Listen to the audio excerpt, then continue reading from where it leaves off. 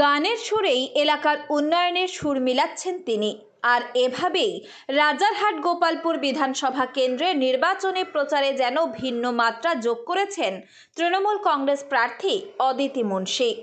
জনসংযোগের পাশাপাশি নিজের শিল্পী সত্তাকে সমানভাবে বজায় রেখে প্রচারে নামায় ইতিমধ্যেই নজর কেড়েছেন তিনি। এলাকার বিভিন্ন প্রান্তে প্রচারে গিয়ে কখনো কীর্তন, কখনো আবার ভক্তিগীতি গেয়ে শোনাচ্ছেন অদিতি মুন্সি। তার এই সাংস্কৃতিক উপস্থাপনায় মুগ্ধ হচ্ছেন সাধারণ মানুষ থেকে শুরু করে ভোটাররা।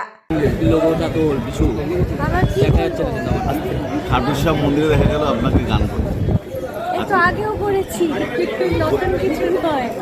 আজকে সাধারণ মানুষের কাছে কি বার্তা নিয়ে যাবেন? বার্তা নিয়ে যাওয়ার কিছু নেই, তাদের সকলের সঙ্গে দেখা করবো।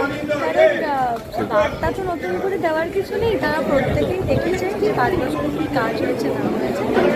নতুন করে বার্তা কিছু দেওয়ার নেই, তাদের সকলের সঙ্গে দেখা করে তাদের আশীর্বাদ নেওয়া নেই।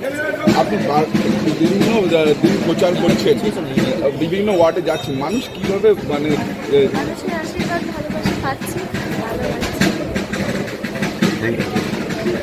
অনেক ক্ষেত্রেই প্রচার সভা যেন রূপ নিচ্ছে ছোট্ট সাংস্কৃতিক আসরে, যেখানে শিল্পীকে কাছে পেয়ে নিজের পছন্দের গান শোনার আবদার জানাচ্ছেন উপস্থিত জনতা। স্থানীয়দের একাংশের মতে রাজনৈতিক প্রচারের পাশাপাশি এই মানবিক ও সাংস্কৃতিক যোগাযোগ অদিতি মুন্সিকে অন্যদের থেকে আলাদা করে তুলেছে। এতে ভোটারদের সঙ্গে তার দূরত্ব অনেকটাই কমেছে বলেও মনে করছেন রাজনৈতিক মহলের একাংশ। অন্যদিকে প্রচারে তিনি এলাকার উন্নয়নের বিষয়টিকেও সমান গুরুত্ব দিচ্ছেন। রাস্তা, আলো, পানীয় জল, স্বাস্থ্য পরিষেবা ও অন্যান্য পরিকাঠামোগত উন্নয়নের প্রতিশ্রুতি তুলে ধরছেন মানুষের সামনে।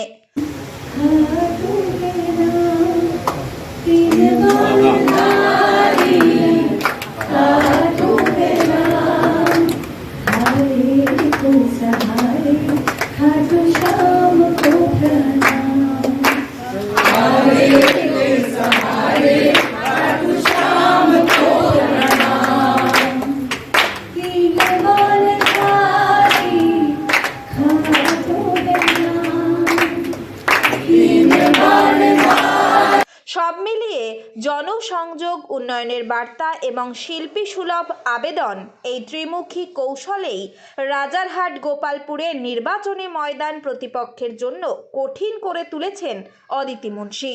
এখন দেখার তার এই ব্যতিক্রমী প্রচার কতটা প্রভাব ফেলে ভোটের ফলাফলে।